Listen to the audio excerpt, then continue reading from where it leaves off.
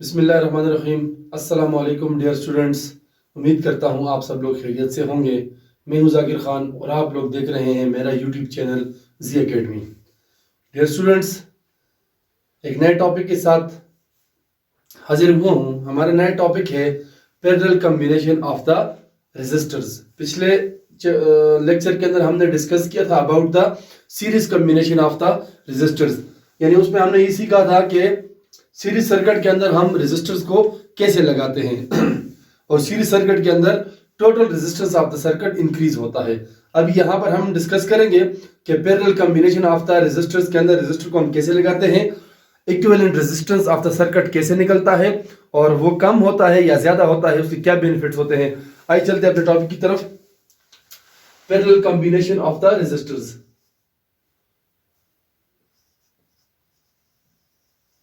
Parallel combination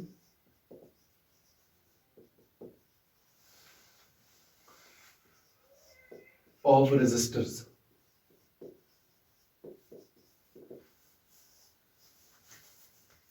Such a combination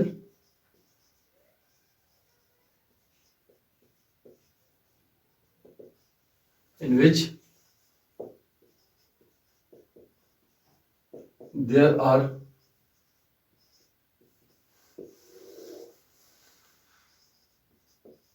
more than one path for the flowing of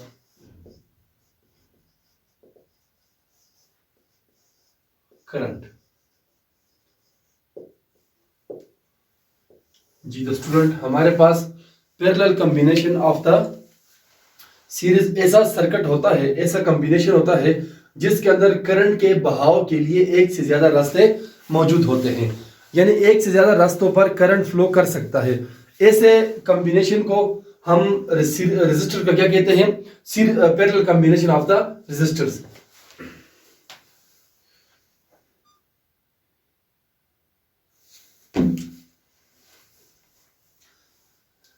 आप इसका circuit अगर देखें तो हमारे पास ये एक रेजिस्टर है, ये हमारे पास दूसरा रेजिस्टर है, ये हमारे पास तीसरा रेजिस्टर है।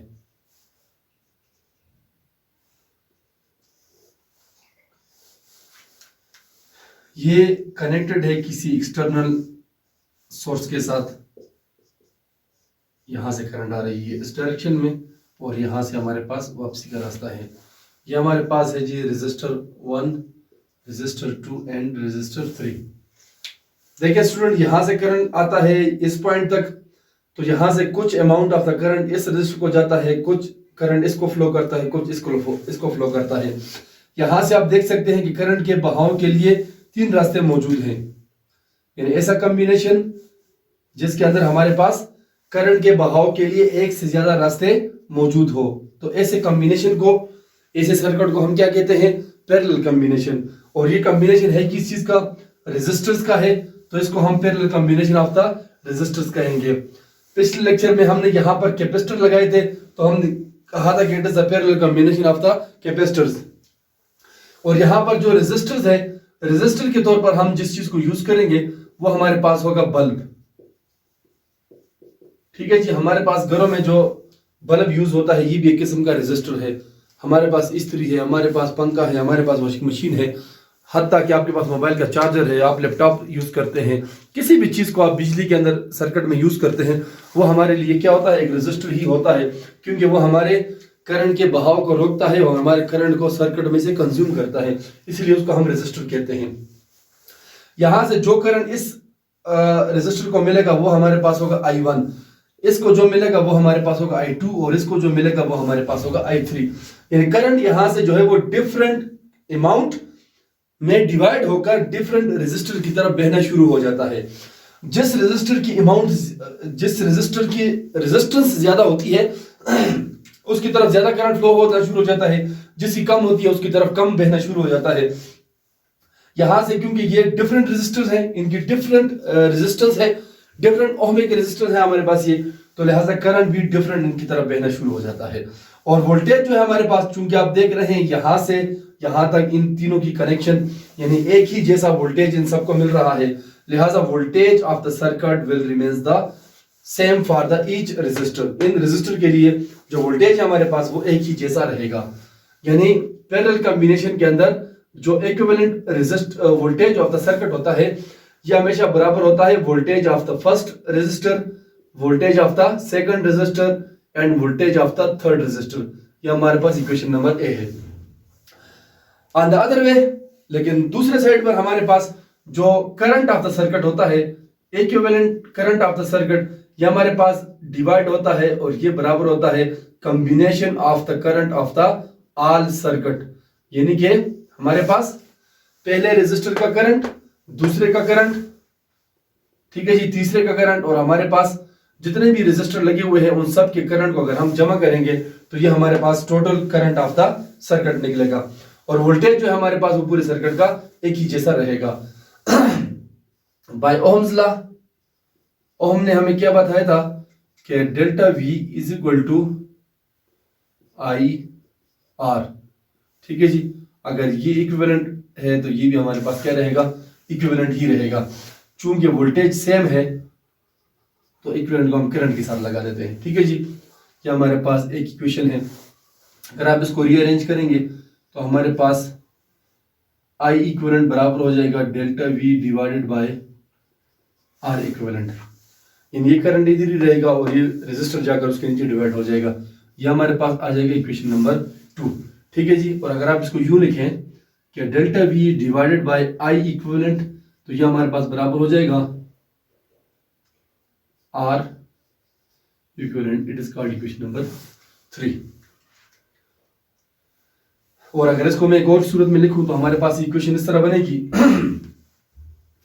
कि आई इक्विवेलेंट, और इसको मैं इसके नीचे डिवाइड करूंगा, ये हमारे पास आ जाएगा डेल्टा वी, और ये बराबर हो जाएगा 1 डिवाइडेड बाय आर इक्विवेलेंट। ये हमारे पास आ जाएगा इक्वेशन नंबर 4। ठीक है जी, different forms of the equation यहां से हमारे पास आ गए हैं। ये first form of the equation, second form of the equation, third form and fourth form. इन चारों शक्लों में चेंज करके हम इस इक्वेशन को लिख सकते हैं। सो यहां से हम फाइंड आउट करने वाले हैं total amount of the current of the circuit. तो हमारे पास क्या रहेगा जी, इक्वेशन नंबर 2 को हम यूज करेंगे फॉर करंट। करंट आप मालूम कर रहे हैं जी, current of the first resistor, इसके अंदर कितना करंट गया जी हमारे पास, तो करंट वाली इक्वेशन हमारे पास बराबर है V डिवाइडेड बाय R। तो ये हमारे पास आ जाएगा delta V divided by R1। ठीक हो गया जी, ये हमारे पास आ जाएगी equation number 5। Similarly for the second current delta V divided by R2 and equation number 6, and current number 3 delta V divided by R3 and it is equation number 7। ठीक हो गया जी, पहले रेजिस्टर का करंट, दूसरे का करंट और तीसरे का करंट। इन 5, 6, 7 को उठाकर हम इक्वेशन नंबर बी के अंदर पुट कर देंगे by putting equation 5, 6 and 7 into equation number B. ठीक हो गया जी, इन तीनों की वैल्यूज को उठाकर हम यहां पर इनकी जगह पर यहां पर लगा देंगे। तो हमारे पास equivalent current of the circuit बराबर हो जाएगा I1 की वैल्यू हमारे पास क्या है, delta V divided by R1 plus delta V divided by R2 and delta V divided by R3। Delta V इसमें से कॉमन है तो हम इसमें से कॉमन निकाल देंगे I equivalent delta V into आ जाएगा जी 1 divided by R1 plus 1 divided by R2 plus 1 divided by R3। ये डेल्टा V के साथ मल्टीप्लाई हो रहा है, उधर जाकर डिवाइड हो जाएगा, तो हमारे पास आ जाएगा I equivalent divided by delta V is equal to 1 divide by R1 plus 1 divided by R2 plus 1 divided by R3। हमारे पास इक्वेशन नंबर 4 में हम देख सकते हैं कि I equivalent divide by delta V, यानी कि I equivalent divide by delta V ये बराबर है किस चीज के ये हमारे पास बराबर है 1 डिवाइडेड बाय R इक्विवेलेंट, जो कि बराबर है 1 divide by R1 plus 1 divide by R2 plus 1 divide bye 3, ठीक है जी। एंड फॉर n रेजिस्टर्स, अगर हमारे पास रेजिस्टर की तादाद ज्यादा हो जाएगी तो 1 डिवाइड बाय आर इक्विवेलेंट ये बराबर हो जाएगा 1 divide by R1 plus 1 divide by R2 plus 1 divide by R3 and up to 1 divide by Rn। It is the final equation for finding out the total resistance of the circuit. Dear students, आप equation को देख सकते हैं। Series combination के अंदर जब हमने result निकाला तो वह हमारे पास R इक्विवेलेंट डायरेक्टली बराबर था R1 plus R2 plus R3, यानी वो इक्वेशन हमें ये बता रहा था कि जितना सर्किट के अंदर आप रेजिस्टर को बढ़ाएंगे तो सर्किट का रेजिस्टेंस बढ़ेगा, एनर्जी कंजम्पशन जो हमारे पास वो इंक्रीज करेगी। और यहां पर इक्वेशन हमें बता रहा है कि जितना आप रेजिस्टेंस को बढ़ाएंगे तो ये इनवर्स रिलेटेड है, यानी 1 डिवाइड बाय R1 की शक्ल में डिवाइड हो रहे हैं, तो हमारे पास रेजिस्टेंस कंजम्पशन ऑफ एनर्जी जो है वो साथ साथ डिक्रीज होता जाएगा। ये इसकी खुसूसियत होती है हमारे पास पैरेलल कॉम्बिनेशन की। देखिए शुरू से जरा आप बात को देख लें। हमारे पास पैरेलल कॉम्बिनेशन वो कॉम्बिनेशन होता है जिसके अंदर करंट के बहाव के लिए एक से ज्यादा रास्ते मौजूद होते हैं। ये वो कॉम्बिनेशन होता है जिसमें करंट डिवाइड होता है। ये वो कॉम्बिनेशन होती है जिसमें वोल्टेज कांस्टेंट रहता है। और ये ऐसी कॉम्बिनेशन होती है कि ये सर्किट में से एनर्जी के कंजम्पशन को कम करती है, रिड्यूस करती है।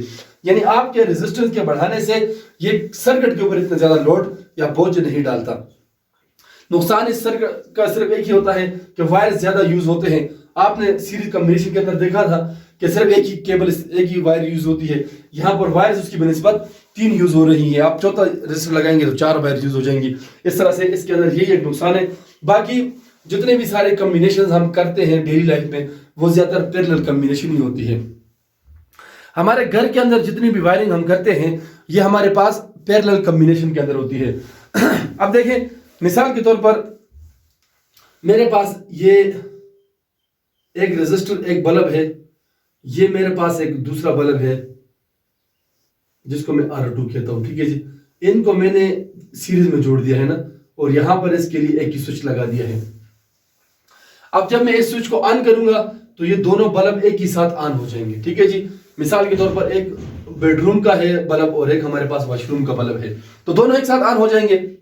अब अगर आपको वॉशरूम की लाइट की जरूरत नहीं है, बेडरूम की है, तो ये वाली लाइट साथ में खामखा ऑन हो जाएगी, ठीक है जी।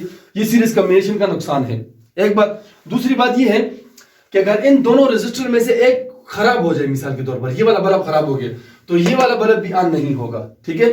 दे are highly dependent upon each other, ये एक दूसरे के ऊपर भी डिपेंड करते हैं। हमारे पास जितनी भी डिस्को लाइट्स होती हैं जो ऑन ऑफ होती है एक ही साथ, वो सीरीज कॉम्बिनेशन में होती हैं, ठीक है। जो उसमें एक लाइट खराब हो जाती है तो पूरे का पूरा सर्किट जाया हो जाता है, ठीक है जी।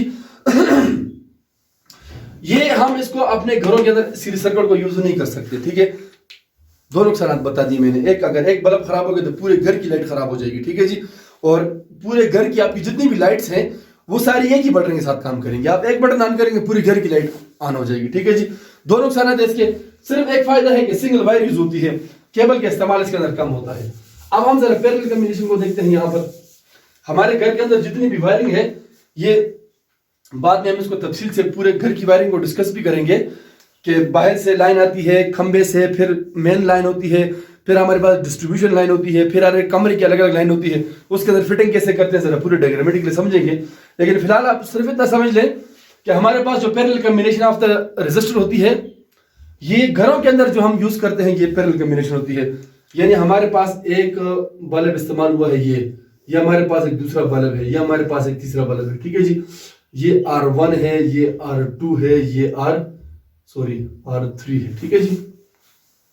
आपने क्या कर दिया जी, इसको अलग लाइन के साथ जोड़ दिया यहां से, ठीक हो गया जी। ये अलग लाइन के साथ जुड़ जाएगा यहां से, ठीक हो गया जी। ये अलग लाइन के साथ यहां से जुड़ जाएगा, ठीक है। ये आगे इसकी लाइनिंग है।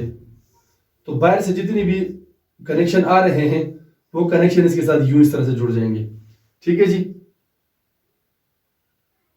यानी ये लाइन जो है इसकी ये इस वायर के साथ जुड़ जाएगी, ठीक है। तो आप यहां से सिंगल इसका प्लस माइनस वोल्टेज देंगे तो वो हर एक हो जाएगा। आप इसके लिए अलग बटन यहाँ स्विच यहाँ पर लगा सकते हैं, इसके लिए अलग स्विच लगा सकते हैं, यहाँ पर अलग स्विच लगा सकते हैं, ठीक है जी। आप इस स्विच को ऑन ऑफ करेंगे तो ये बल्ब ऑन ऑफ होगा, इसके साथ ये ऑन ऑफ होगा और इसके साथ ये ऑन ऑफ होगा, ठीक है जी। ये हमारे पास पैरेलल कॉम्बिनेशन है। एक बल्ब खराब हो जाए, बंद हो जाए, या एक बटन को आप ऑन ऑफ करें, उसका दूसरे बल्ब के साथ किसी भी किस्म का ताल्लुक नहीं है। ये अलग सर्किट में काम करेगा, ये अलग काम करेगा, ये अलग काम करेगा, ठीक है जी। तो पैरेलल कॉम्बिनेशन के अंदर रेजिस्टेंस भी कम होती है, ठीक है जी, और हमारे घरों के अंदर जितनी भी वायरिंग होती है वो भी पैरेलल कॉम्बिनेशन के अंदर हम करते हैं। फवायद और नुकसान मैंने आपको सारे इसके अंदर बता दिए। सिर्फ वायर ज्यादा इस्तेमाल होती है, अदरवाइज ये बहुत काम का सर्किट है, ठीक है जी।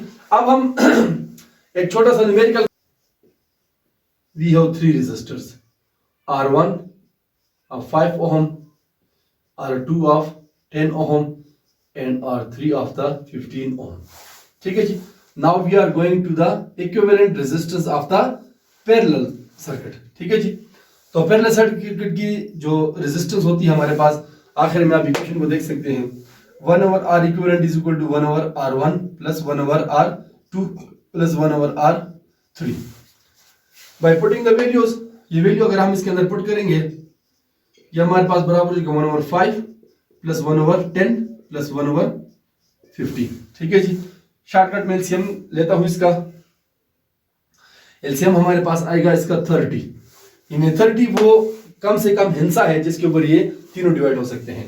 तो ये हमारे पास कितना आ जाएगा जी, 6 प्लस 3 प्लस 2, ठीक हो गया जी। 1/R equivalent is equal to, ये हमारे पास आ जाएगा 11 डिवाइडेड बाय 30, ठीक हो गया जी। अगर मैं इस इक्वेशन को इन्वर्ट कर दूंगा तो हमारे पास आ जाएगा R equivalent is equal to 30 divide by 11। तो हमारे पास अगर हम इसको कैलकुलेट करें, हम डिवाइड करें, तो हमारे पास R इक्विवेलेंट ये बराबर आएगा 2.7 ओम। देख लें स्टूडेंट्स, हमारे पास एक रेजिस्टेंस है 5 ओम, ये उससे भी कम है। दूसरा है 10 ओम, ये रेजिस्टेंस उससे भी कम है। ये 15 है, ये उससे भी कम है, ठीक है जी। तो जब आप पैरेलल में रेजिस्टर को लगाएंगे तो हर एक इंडिविजुअल से इसकी रेजिस्टेंस सर्किट की क्या हो जाएगी, कम हो जाएगी। यानी resistance of the circuit will reduce to the individual resistance of the each resistor. हर एक के रेजिस्टेंस से भी इसकी रेजिस्टेंस जो है वो हमारे पास सर्किट की कम हो जाएगी, ठीक है जी, और करंट का बहाव अच्छे तरीके से होगा। उम्मीद है आपको समझ आ गई होगी डेरिवेशन की, इसके कॉन्सेप्ट की, इसके डायग्राम की, और साथ में इस न्यूमेरिकल की। तो अगर किसी को कोई मसला है तो कमेंट बॉक्स में ज़रूर इज़हार कीजिएगा। हमारे चैनल को लाइक करें, सब्सक्राइब करें, साथ में बेल आइकन ज़रूर दबाएं ताकि हमारी हर नए आने वाली वीडियोस की नोटिफिकेशन सबसे पहले आपको मिले। खुश रहें, दूसरों के दरमियान में भी खुशियाँ बांटें, मुझे भी अपने दुआ में याद रखें। थैंक यू एंड अल्लाह हाफिज़।